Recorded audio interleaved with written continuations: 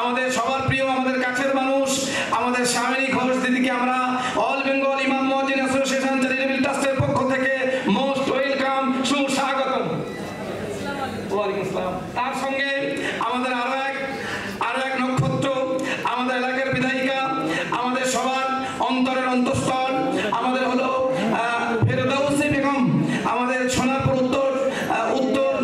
উত্তর এলাকা বিধায়িকা, আমাদের কাছের মানুষ, আমাদের বহু ফেরদাউসি বেগমকে আমাদের অল বেঙ্গল ইমাম মুয়াজ্জিন অ্যাসোসিয়েশন এন্ড চ্যারিটেবল ট্রাস্টের পক্ষ থেকে মোস্ট ওয়েলকাম, সুস্বাগতম।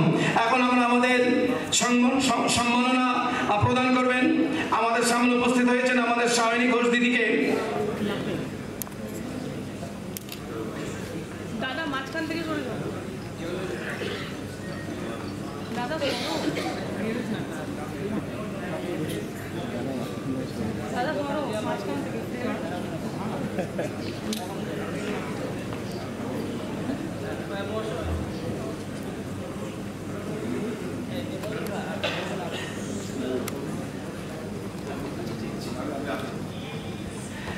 দেখুন, আমরা বুঝতে পারছি আমাদের প্রধান অতিথি আমাদের শামিনী দিদি চলে এসেছেন।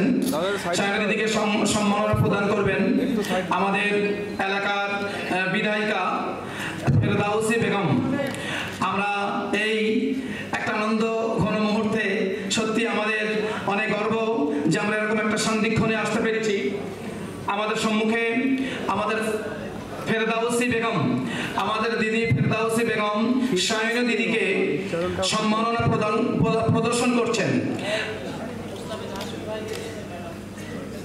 আচ্ছা, আমাদের এই মুহূর্তে আমাদের আমাদের বন্ধুবর, আমাদের অল বেঙ্গল ইমাম মুয়াজ্জিন অ্যাসোসিয়েশন চ্যারিটেবল ট্রাস্টের chairman, vice chairman Mustafiz Hashmi ভাইকে আমরা আমন্ত্রণ জানাচ্ছি উপরে আসার জন্য।